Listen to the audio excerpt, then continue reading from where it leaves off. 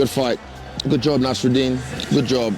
Well, good job for the French's Houfi. Yeah, Houfi was doing well, but I give credit to Saint Denis because I said, let's see what his grappling's like. And Houfi got up every time, but yeah, good job to him. He got it done against a guy who is highly touted in the division right now, and he was able to take him out. So good job to him, and congrats. In the main event, Nasruddin came in and just showed why he's a sniper. He was just touching him, took it away, 4-1. So the French today, they 1 point. I think Hamza versus Imavov, but I'm not going to just cancel out Imavov now because his takedown defense, if he can take away the wrestling from Hamza, he'll give him problems. That's what you have to do. Hamza can strike, but I see what I see. But his wrestling is his main weapon, and he commits a lot to the wrestling. He gets the fucking grip, he takes people down, keeps him down. So if Nasruddin can get past that, he'll give Hamza problems. Or right now, Hamza's on point. He's got the momentum behind him, and so does Imavov. Who's going to win? We'll see. But tonight, Imavov just looked ridiculous, man. He was so fast. The boxing was so crisp. The footwork was perfect. The takedown defense, just infallible. Never got taken down once. Picked his shots, countered perfectly. When he started connecting, he really had Caio Borralho in a lot of trouble. Borralho clearly was landing shots because for like the first 2/3 of the fight, on the unofficial striking numbers, Borralho was beating him, which I can't understand, to be honest, because when I was watching the fight, and granted, savvy jokes, I've only got one eye and all that shit, it looked like Imavov was landing way more shots and way more significant shots that were doing real damage. And he was starting to wobble Borralho a little bit here and there.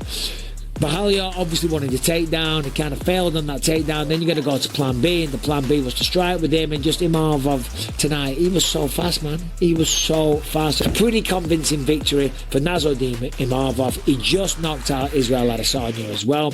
Of course, he's going to be the next guy to go up against Hamza Chimaev. So I'm very excited for that one. That should be a very interesting matchup. Mate, Imavov put on a clinic.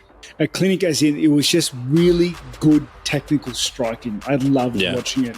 His counter ability was amazing. He was so fast and quick. He was digging to the body, then going up high.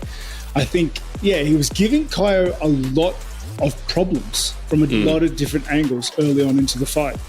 I think he rested on his laurels a little bit in round 3. I felt that he was waiting too long, and that's kind of where Caio gets dangerous, is that you give him a bit of space, you give him a bit of room to do what he wants, and he gets creative. That's when you start seeing his unorthodox strikes, and he starts coming in from different angles.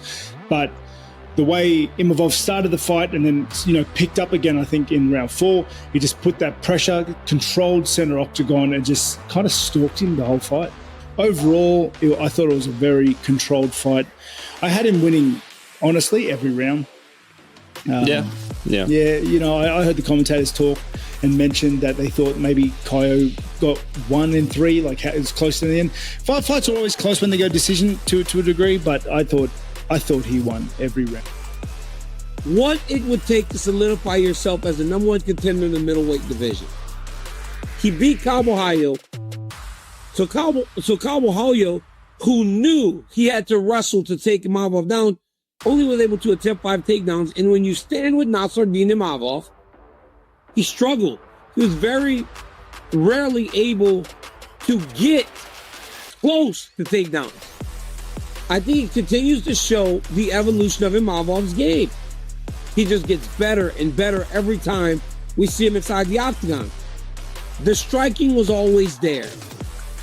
The question always was, how would he deal with pressure, takedown attempts, and just truly being under attack? Well, he showed tonight that it's hard to even put him under attack.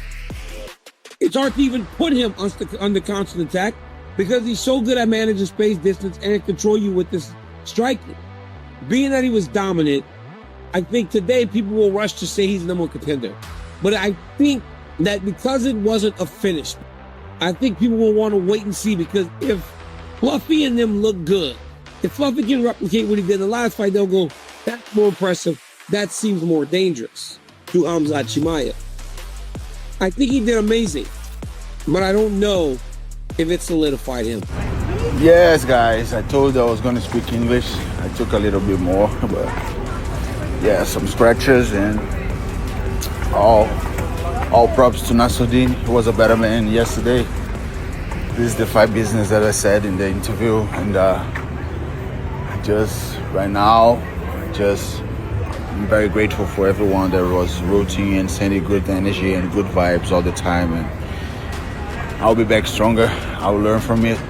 And it was 10 years undefeated, so I wasn't with this feeling for so long, and now I'm just gonna get back better. And I see you guys soon. I want to be more active. I think right now that I lost, more people will want to fight me. And yeah, I see you soon. Maybe November, maybe December. Let's see what the UFC wants, and this is what I want. Come back until the end of the year. See you guys. Goodbye, friends.